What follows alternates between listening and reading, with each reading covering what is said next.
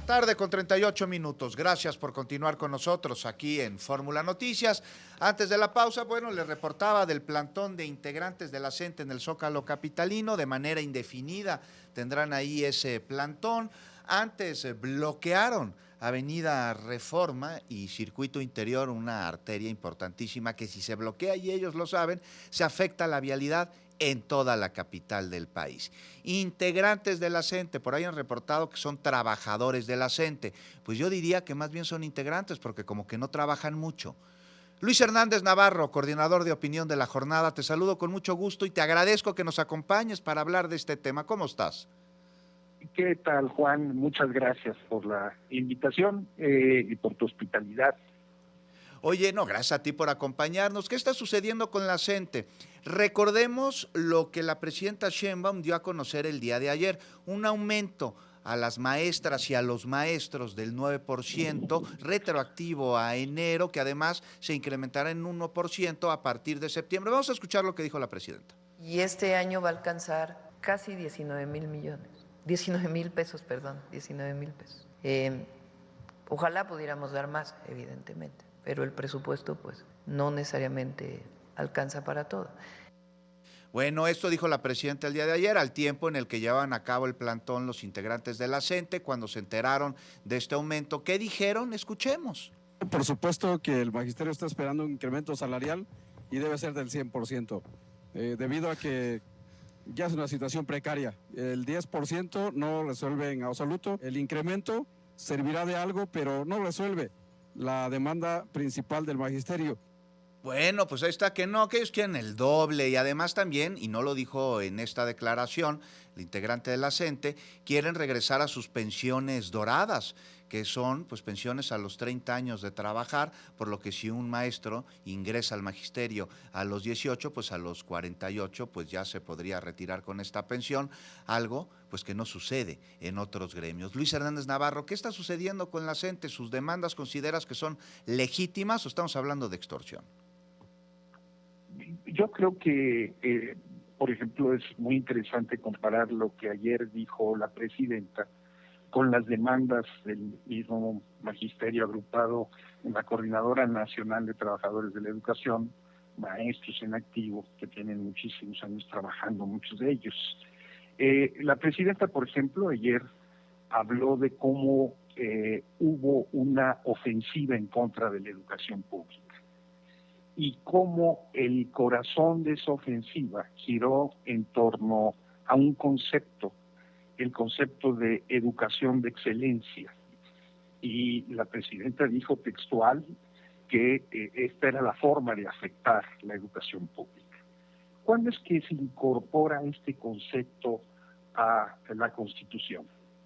En 2019, con la reforma educativa que, según esto, vino a sustituir a la reforma educativa de Enrique Peña Nieto.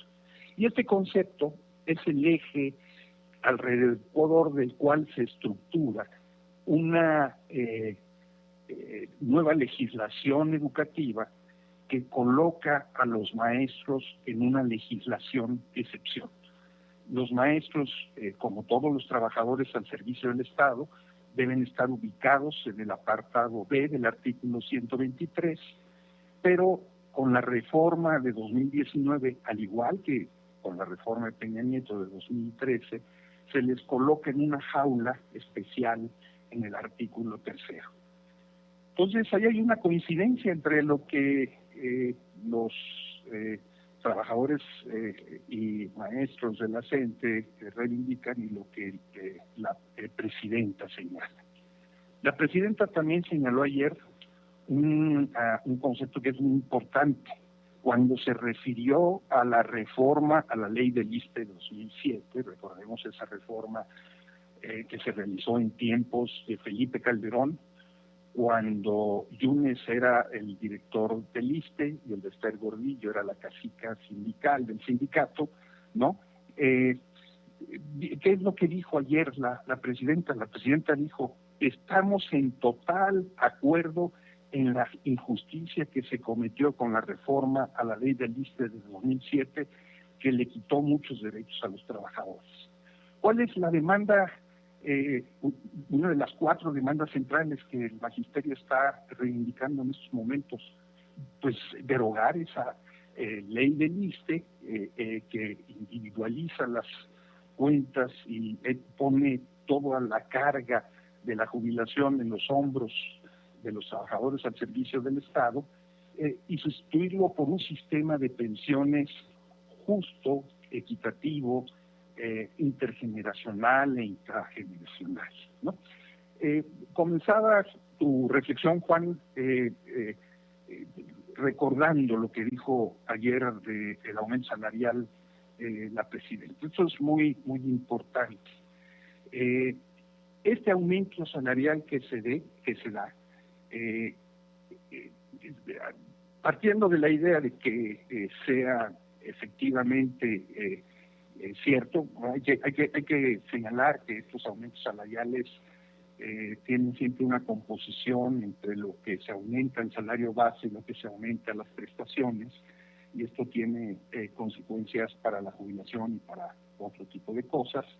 Pero bueno, suponiendo, sin conceder, porque hay muchos maestros que no van a recibir ese salario, en el caso de que alcancen a recibir ese salario sería el equivalente a 2.2 salarios mínimos. Yo te pregunto a ti, le pregunto a tu auditorio, el que un profesionista gane 2.2 salarios mínimos nos parece un lujo, nos parece que resuelve los problemas reales de sobrevivencia de una familia. Yo creo que no, y aquí hay datos para comparar que son muy interesantes.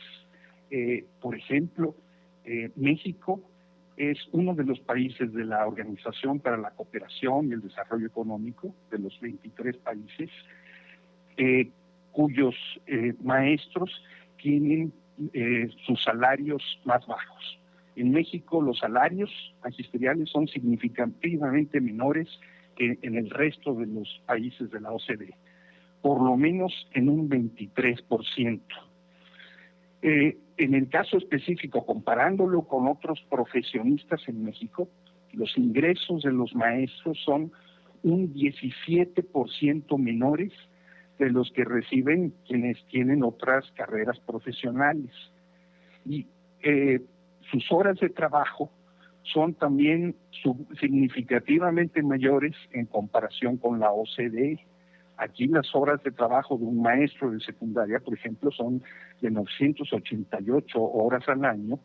En el caso de la OCDE es de 706, de tal manera que estas 5 días más de vacaciones que se añaden a las que actualmente se disfrutan son una forma de acercarnos a las jornadas laborales que tienen en las OCDE.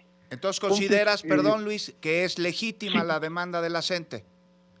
Yo creo que son absolutamente legítimas y está poniendo el dedo en el renglón de problemas que no se han venido solucionando a lo largo del tiempo y que como no se han solucionado adecuadamente hoy estallan.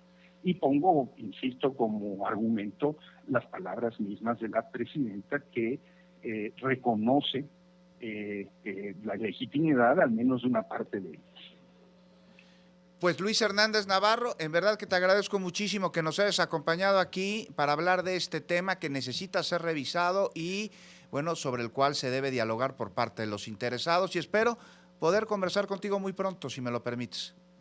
Encantado, cuando gustes, y muchas gracias otra vez por tu hospitalidad. Gracias a ti, Luis Hernández Navarro, coordinador de opinión del periódico La Jornada. Y con esto vamos a temas de la elección extraordinaria del Poder Judicial, porque el Instituto Nacional Electoral rechazó alrededor de 38,000 solicitudes para ser observadores electorales en la elección.